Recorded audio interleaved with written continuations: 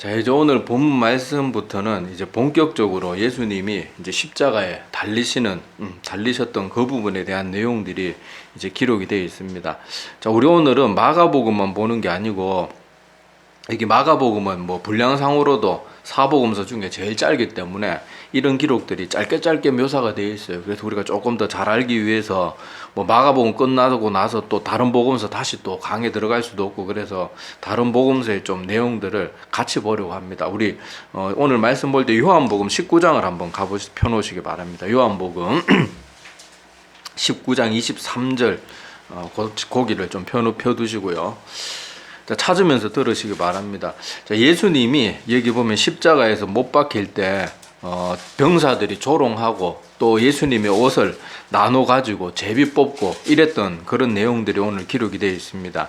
자, 이게 오늘 마가복음에는 그 15장 24절에 십자가에 못 박고 그 옷을 나눌세 누가 어느 것을 가질까 하여 제비 뽑더라 이렇게 기록되어 있는데, 이 부분은 너무 짧게 묘사가 되어 있고 요한복음으로 가보면은 그 당시 상황이 조금 더 자세히 기록이 되어 있습니다.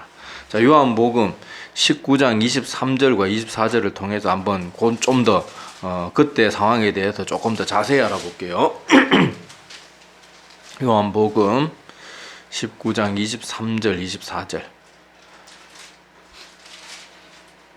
자, 우리 한 목소리로 요한복음 19장 23절 24절 한번 같이 읽어봅시다. 자, 시작. 군인들이 예수를 십자가에 못 박고 이제 나눠 각각 한 개씩 얻고 속옷도 취하니 이 속옷은 호지 아니하고 위에서부터 통으로 짠 것이라. 군인들이 서로 말하되 이것을 찢지 말고 누가 얻나 제비 뽑자 하니 이는 성경에 그들이 내 옷을 나누고 내 옷을 제비 뽑나이다 한 것을 응하게 하려 함이로라. 군인들은 이런 일을 하고. 아멘.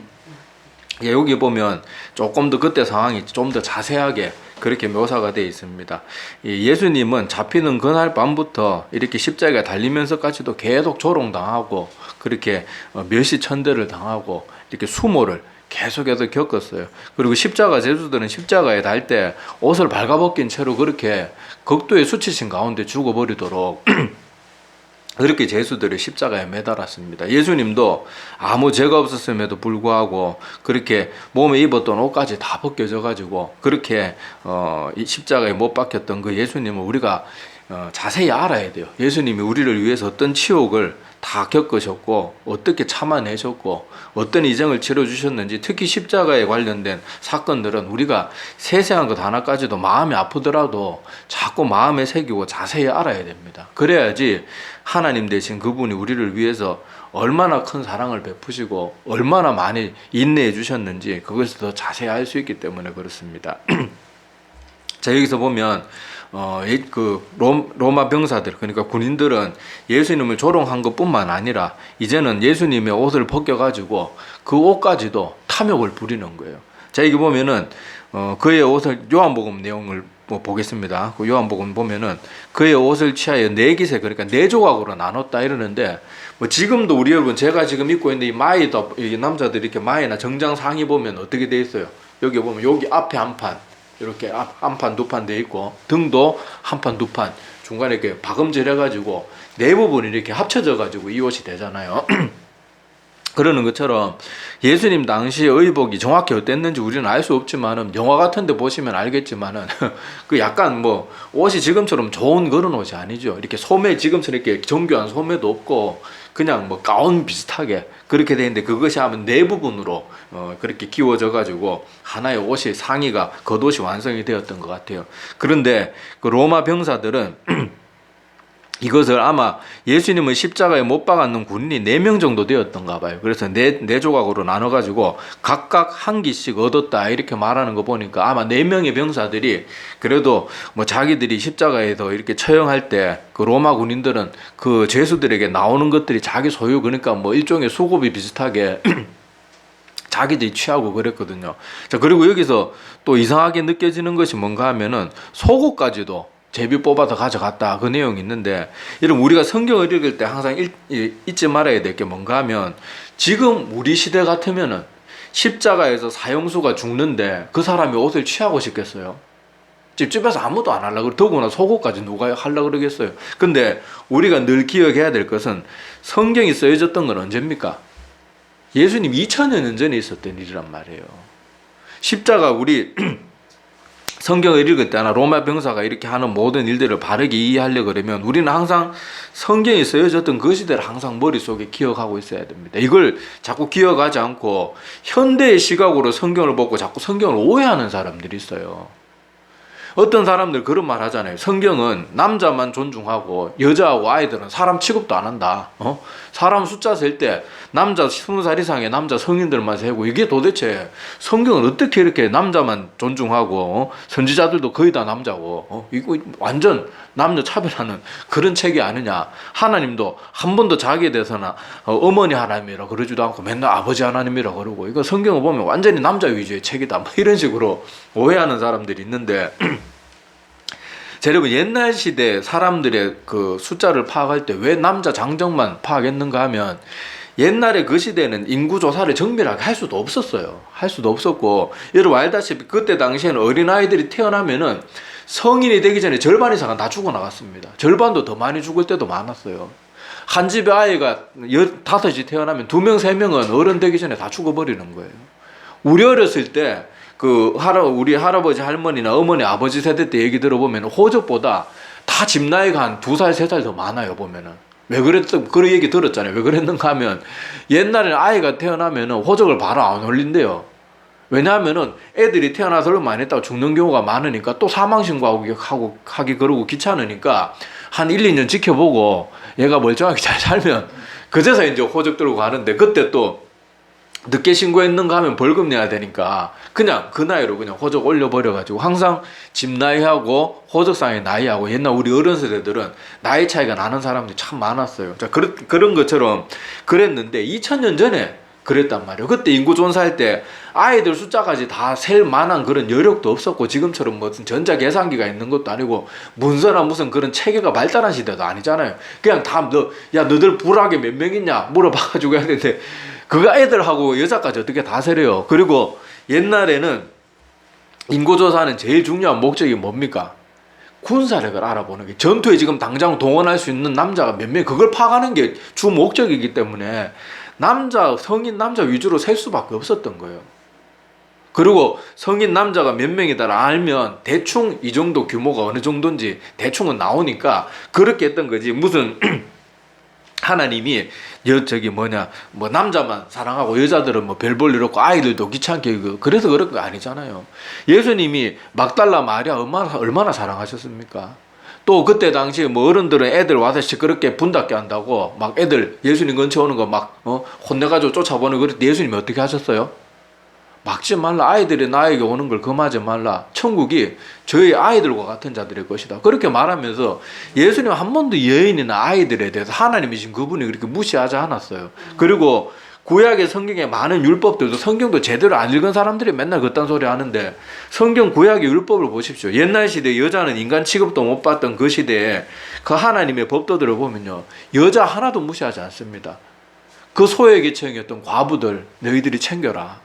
너희들이 무슨 절기든 고아와 과부와 나그네와 레위인들 너희들이 반드시 챙겨야 된다.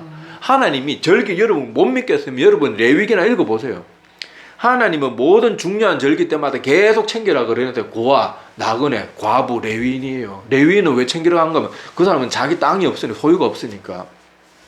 그런 것들 보고도 성경은 제대로 안 읽고 꼭 숫자 셀 때 뭐 그런 것만 가지고 뭐 성경은 막 그렇게 하는데, 자, 말이 조금 길어지긴 했는데, 자, 여기서도 이 로마 병사들이 옷을 이렇게 제비 뽑아가는 걸 가지고 우리가 그 시대의 상황을 알아야 돼요. 제가 여러 번 말씀드렸지만은 옛날에는 이 옷이요, 특히 겉옷은요, 재산 목록 중에 하나였어요. 그래서 성경에 보면은 사람들이 저당 잡힐 때 아무것도 가진 게 없는 사람은 뭘 저당 잡힙니까? 자기 겉옷을 저당 잡히잖아요. 그런데 성경에 보면 어디까지 하나님이 챙겨줍니까? 너희가 그 사람의 겉옷을 저당 잡았더라도 해가 지면은 돌려주라 그러잖아요. 왜 그래요? 여러분 알다시피 저 중동지방에는 일교차가 어마어마하게 큽니다. 사막지방은 낮에는 막 기온이 40도 50도까지 올라가는데 밤이 되면 영하까지 떨어져요. 그런 중동 지방에서 겉옷이 없는 가난한 사람들, 우리처럼 무슨 이렇게 히터가 있고 난방이 되는 것도 아닌데 밤에 겉옷 하나 젖고 그 가난한 사람들은 자야 되는데 겉옷마저 그래 돈 갚을 때까지 절대 안 준다. 그러면 안 되거든요. 하나님께서 저당 잡았더라도 저녁에는 돌려주고 다시 해가 뜨면 다시 받고 돈 갚아주겠다. 그렇게 하라고. 하나님이 그렇게 사람들 하나하나 다 챙기셨는데 뭐 여자를 존중. 자, 하여튼 간에 그때 당시 겉옷은, 이 사람이 가진 겉옷은 그렇게 귀한 재산 목록이었어요. 그래서 여러분 성경 보면은 삼손도 내기할 때 뭐 내기합니까? 내가 너희들한테 의복을 주겠다. 그렇게 하고 옛날 시대 사람들, 왕들이 자기 신하들이 이렇게 사람들이 막 대단한 공을 세우면 뭐 내려줍니까? 옷감 막 비단 내려주고 옷 내려주고 그러잖아요. 그러니까 그 시대의 옷은 지금 우리 시대로 생각해 이런 옷의 개념이 아니고 옷은요 그 자체로 재산이에요, 재산. 그러니까 여기 로마 병사들이 예수님이 뭐 옷 입고 다녀봐야 얼마나 좋은 입고 다녔겠어요. 목수의 아들인데. 그런데 그 옷마저도 가치가 있으니까 그것을 가지려고 하는 거예요. 근데 그 옷을 이렇게 뚝뚝 뜯어가지고 자기 옷에 또 한쪽 부분 낡으면 그 부분 이렇게 다시 덮어가지고 기워 입으면 되는데 속옷은 어떻게 돼 있다고 나와요? 다 우리 요새 뭐 뜨개실 가지고 목도리 짜든지 뭐 조끼 짜듯이 이렇게 통으로 한 번에 다 짜여져 있는 거죠. 이걸 찢어버리면 다 터져져 가지고 못 쓰잖아요. 그러니까 속옷은 제비를 뽑아가지고 한 사람에게 몰아주기로 했는데 이 모든 것들이요 우리 요한복음 19장 24절에 나오지만은 성경을 응하게 하려 하였다 이렇게 말하는데 요 내용이 시편 22편에 다윗이 쓴 시편에 예수님이 이렇게 순환받았던 내용을 마치 보고 옆에서 기록한 것처럼 그것이 이미 예수님이 오기 한참 전에 다윗이 쓴 시편에 그 내용이 기록되어 있어요. 시작부부터 나의 하나님 어찌하여 나를 버리시나이까 그렇게 시작되는 시편의 내용인데 거기서도 보면 하여튼 예수님이 십자가에 못 박히고 이 병사들이 옷을 제비 뽑는 그 내용이 이미 예수님이 돌아가시기 몇백 년 전에 그렇게 다윗을 통해서 그렇게 이미 예언이 되어 있는 그런 내용들이 있습니다. 그거는 뭐 시간 관계상 여러분들 한번 나중에 시편 22편 적어놨다가 한번 읽어보시기 바랍니다.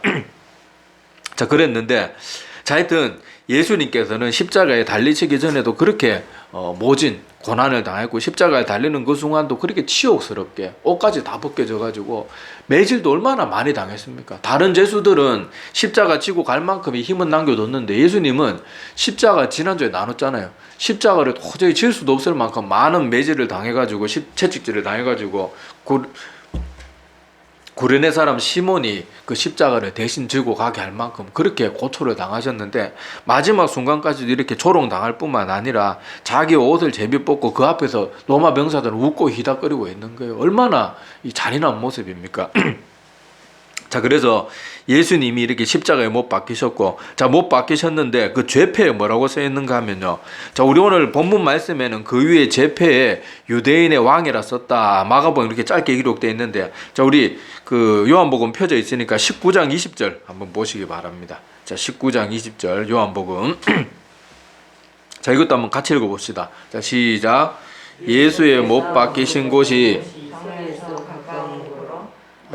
유대인이 이 패를 읽는데 히브리와 로마와 헬라말로 기록되었더라. 아멘. 자, 예수님이 그 십자가에 못 박힌 죄 명목이 뭔가 하면요. 뭐라고 돼 있어요? 유대인의 왕. 그게 예수님이 십자가에 못 박힌 그러니까 죄명이었어요. 죄명. 그런데 이 예수님이 십자가에 박히게 된 그 죄명이 정확하게 사실이거든요. 죄명인데 그게 실제로는 사실이에요. 유대인의 진짜 왕이거든요. 자, 왕인데 그에 대한 그 죄명이 그냥 로마 말로만 기록되어 있는 게 아니고 십자가를 로마 병사들이 박았지만은 자, 3가지 말로 기록이 되어 있다고 되어 있어요. 자, 어느 말입니까? 히브리 말, 또 로마 말, 그리고 헬라 말 이렇게 되어 있는데 자, 히브리 말은 우리가 아는 바와 같이 유대인들이 쓰는 그 구약 성경에 기록된 그 히브리어를 말합니다. 자, 그리고 로마 말은 라틴어라고 그러죠. 그 로마 시대 때 로마 사람들이 썼던 문자를 로마 라틴어라고도 하고 로마 말로 쓰였고 또 헬라 말은 여러분 당시 지금 전 세계 공용어가 뭡니까? 영어잖아요, 영어. 알렉산더가 옛날에 유럽을 통일하고 그 막 아시아 지역까지 막 다 통일을 하면서 헬라 말이 지금 영어처럼 그 모든 지역에 공용어로 사용이 되고 있었어요. 그래서 예수님이 죄명, 비록 죄명이라는 명목으로 적혀 있긴 하지만은 예수님이 누구인지가 그 문화권에 살던 어떤 사람이든 문자만 알면, 어느 문자든 알면 누구나 봐도 알 수 있게 예수님이 유대인의 왕이라고 명확하게 세 가지 나라 말로 탁탁탁탁 기록을 해놓은 거예요. 여기서도 놀라운 하나님의 섭리를 볼 수가 있습니다. 자, 그 다음에 요한복음 19장 21절을 보시기 바랍니다. 자, 이렇게 유대인의 왕이라는 죄명이 그렇게 세 가지 언어로 기록이 되어 있었고, 모든 누구든지 그것이 그 문화권에 살고 있던 사람은 누가 봐도 하나는 안 알겠어요, 그죠? 그렇게 기록되어 있었는데, 자, 이 죄패를 보면서 이것을 또 못마땅해 하는 인간들이 누군가 하면 대제사장들이에요. 자, 거기 21절에 보면 유대인의 대제사장들이 빌라도에게 이르되 유대인의 왕이라 쓰지 말고 자칭 유대인의 왕이라 써라. 그러니까 그 앞에 단어를 좀 추가해 달라는 거예요. 자칭이다. 그건 우리가 인정하는 왕이 아니고 자칭 스스로 지가 뭐 왕이라 그러는 거지. 저 앞에 빨리 바로 잡아라. 그러니까 빌라도가 뭐라고 말하는가 하면 22절에 빌라도가 대답하되 내가 쓸 것을 썼다 하면서 그 요구를 묵살해 버립니다. 빌라도도 지금 사실 속이 지금 다 뒤집어져요. 감히 지배민족이 와가지고 빌라도 잠도 못 자게 새벽부터 와가지고는 그렇게 괴롭히고, 빌라도가 몇 번이나 풀어주려고 그러잖아요. 아니, 그 나라의 지도자가 총독이 아니라 그러면 아닌 거지. 바득바득 우기고 그걸로 하다 안 되니까 우리 가이사에게 로마 황제에게 일로 바치겠습니다. 이래가지고 지금 얼마나 빌라도가 자존심이 지금 완전 구겨질 대로 구겨지고 막 아마 속으로는 부글부글 끓고 있을 거예요. 근데 여기까지 지금 여기까지 참아주고 있는데, 평소도 빌라도 같으면 막 유대인들 학살하고 그랬던 사람이잖아요. 그런데 감히 여기 와가지고 앞에 자칭 써달라 말라 이렇게 말하니까 빌라도도 얼마나 지금 속으로 열받겠어요. 즉 어쨌든지 간에 그 요구가 묵살이 되어가지고 죄패이지만은 명목상으로는 죄패이지만은 예수님이 누구인지가 온 천하 만민이 다 쓰는 말로 다 기록이 된 것. 이게 참 하나님의 놀라운 섭리라는 것을 여기서 볼 수가 있습니다. 자, 그래서 이 유대 대제사장들, 사단의 종노릇을 하는 대제사장들, 바리새인들, 서기관들은 예수님을 십자가에 못 박는데 결국 성공합니다. 그 전까지 예수님 죽이려고 얼마나 작당을 많이 했습니까? 매번 죽이려고 그러다가 어떤 때는 사람들이 백성들이 너무 많아가지고 백주대낮에 못해가지고 못하고, 어떤 때는 절기다고 와서 안 되고, 뭐가 돼서 안 되고, 계속 죽이려고 막 노력을 하다가 계속 실패하다가 이번에 드디어 성공을 했어요. 그런데 이 사람들의 성공이 아니고 실제로는 뭐예요? 하나님의 일이 계속 성취되는 거예요. 지들은 지금 최선을 다해서 예수님을 제거하려고 애를 쓰는데 하면 할수록 지금 예수님이 누구인지가 많잖아요. 다 공포되고 다 드러나고 계속 그렇게 되는 거예요. 여기서 알 수 있는 것이 뭔가 하면 아무도 하나님의 뜻과 계획은 막을 수도 없어요. 사람들이나 사단 마귀들은 자기가 하나님을 대적한다고 대적할 수 있다고 말할지 모르지만, 사실 대적한다고 대적되는 게 하나님이 아니에요. 하나님은 그 누구도 대적할 수가 없고 대적할 그런 대상이 아니에요. 지 스스로 대적한다고 생각할 뿐이지 감히 하나님이 누구 손에 놀아나는 분이겠냐고요.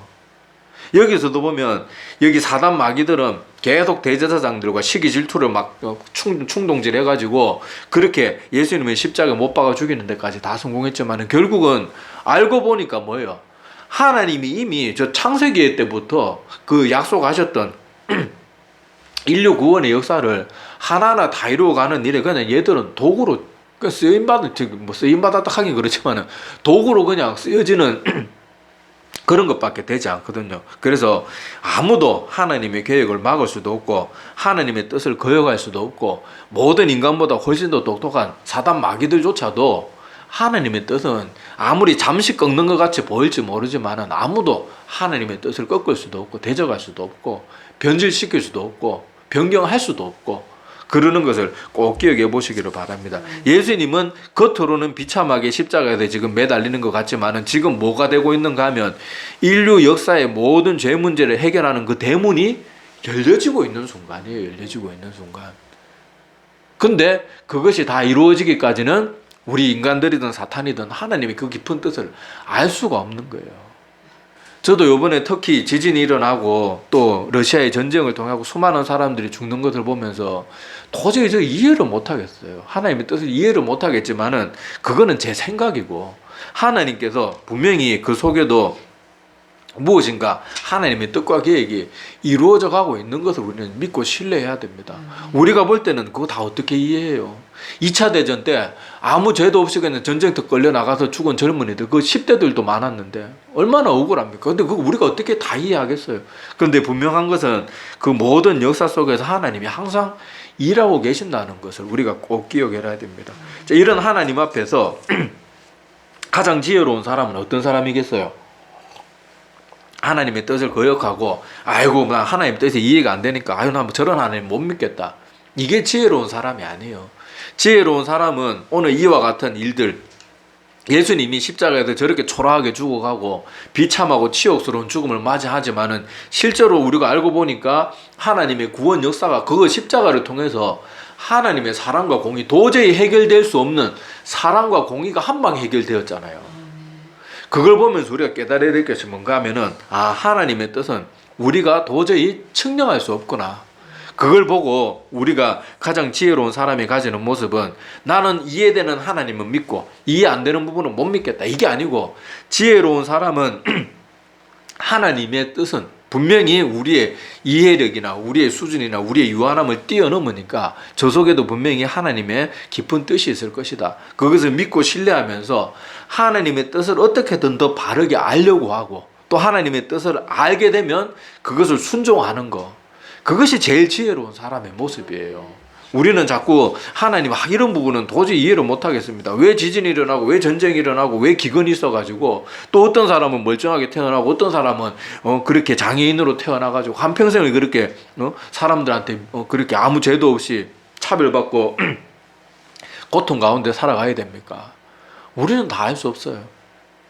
우리는 다 알 수 없어요. 근데 하나님께서 그 모든 일들 가운데 분명히 하나님의 뜻과 계획과 보상은 분명히 있을 거예요. 그냥 잠깐 힌트를 드리자 그러면, 제가 대학교 가서 제일 많이 마음에 깊이 깨달았던 것이, 제가 다니던 대학은 장애인들이 많은 대학이었어요. 그런데 그 장애인들의 표정하고 돈 많은 집 아이의 표정하고 그렇게 대학 생활하면서 보면요, 돈 많은 집에서 제가 대학 다닐 때 당시 대학생이 아반떼 끌고 새 차 뽑아가지고 아반떼 끌고 다니면은 보통 부잣집이 아니거든요. 그런데 그 친구는 보면요, 인물도 좋고 집도 부자라 가지고 차 끌고 맨날 돌아다니고, 여자친구도 맨날 바뀌었는데 전부 모델 같은 여자를 맨날 그렇게 뭐 몇 달씩 한 번씩 바뀌고 그러는데 애가 표정에 기쁨이 하나도 없어요. 그런데 그 전동 휠체어 타고 몸이 불편해 가지고 휠체어 타고 하는 그 친구, 장애인 친구들 보면요, 그렇게 얼굴이 밝고 순수하고 하나도 꾸밈이 없는, 그 진짜 억지, 나는 이렇게 장애인으로 태어나서 슬프니까 나 열심히 긍정적인 모습을 가지고 살아봐야 되겠다, 이래갖고 나오는 억지 그런 밝은 웃음이 아니고요, 정말로 순수하게 나오는 그 웃음을 제가 대학 다니는 내내 그걸 볼 때마다, 아, 정말 행복이 어디 있을까, 그 생각을 참 많이 했어요. 자, 그럼 하여튼 하나님의 뜻 우리가 100% 다 할 수는 없지만은, 우리가 기억해야 될 것은 우리가 다 이해하지 못하고 알 수 없는 하나님이 주시는 뭔가가 있다는 걸 우리는 꼭 기억해야 돼요. 아까도 말했다시피 우리 뭐 재벌집 아들도 자살하고 막 이러잖아요. 우리 같으면요, 저런 집에 태어나가지고 저 사람들 받는 용돈에 10분의 1만 받아도 한평생 감사하면서 살겠다. 그런데 그 사람들은 그 삶이 불만족스러워서 자살하는 거예요. 알 수 없어요. 내가 장애인보다 더 행복하다고 알 수 없는 거예요, 그거는. 전쟁에서 막 어떤 사람이 비참하게 죽고 그러지만은 그 사람의 사후의 삶이 누가 더 행복할지는 아무도 모르는 거예요. 그러니까 우리는 여기 오늘 이 예수님께서 십자가에서 비록 비참하게 달려 돌아가시고 온갖 고난을 당하고 고초를 당하고 이렇게 치욕을 당하고 이렇게 하지만은, 이 모든 일들이 실제로는 예수님이 힘이 없어가지고 힘에 붙여가지고 억지로 당하는 죽음이 아니고 자발적으로 우리를 위해서 그 죽음의 길을 걸어 들어가신 거예요. 하나님의 뜻이 이루어진 거거든요. 겉으로 보기에는 막 대제사장들과 권력 있는 사람들이 여론을 조작하고 막 몰아가서 예수님을 죽인 것처럼 보이지만은 실제로는 하나님의 뜻이 정확하게 이루어진 거거든요.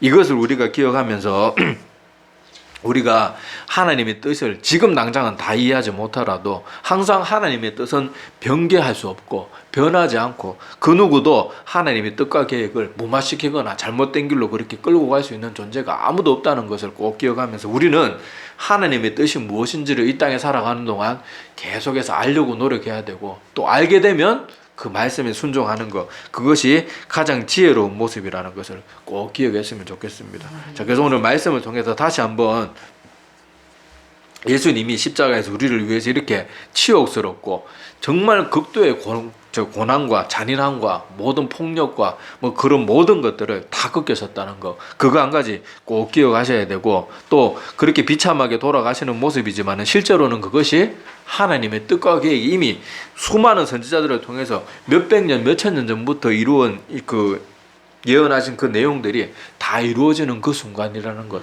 그것도 우리가 기억하시기를 바랍니다. 자, 그래서 우리 하나님의 뜻과 계획이 우리가 만약 이 시대에 살고 예수님 십자가에서 저렇게 비참하게 돌아가시는 걸 본다 그러면은 우리가 그때 당시 이해가 되겠습니까? 나 예수님 그래도 다른 사람들 예수님 다 궁시렁 무순해도 나 예수님 믿었는데 저렇게 비참하게 가시는구나. 만약에 우리가 그때 그날 그 십자가 밑에 서 있었다 그러면 그런 생각 안 했겠어요. 근데 알고 보니까 하나님의 뜻이 정확하게 성취되는 거거든요. 그래서 우리가 우리의 머리만 가지고 우리의 생각만 가지고 미래를 알지 못하는 우리가 하나님이 이런 부분에 이해 안 돼서 못 믿겠어요. 저거는 몰라서 안 되겠어요. 하나님은 남자사만 세리고 그런 잘못된 그런 가치관을 가지고 자꾸 하나님을 내 잣대로 내 앞날도 알지 못하고 유한한 우리의 판단력 가지고 자꾸 하나님을 판단하고 이해하려고 하지 말고 우리를 훨씬 뛰어넘고 먼 미래의 계획까지 다 세워져 있는 그 하나님을 끝까지 믿고 신뢰하고, 다시 말하지만 가장 지혜로운 사람은 이 땅에 사는 동안 하나님의 뜻을 알기 위해서 계속 노력하고 그 뜻을 알면 알수록 그 말씀에 순종하는 자가 가장 지혜로운 자라는 거 꼭 기억했으면 좋겠습니다. 기도드리겠습니다.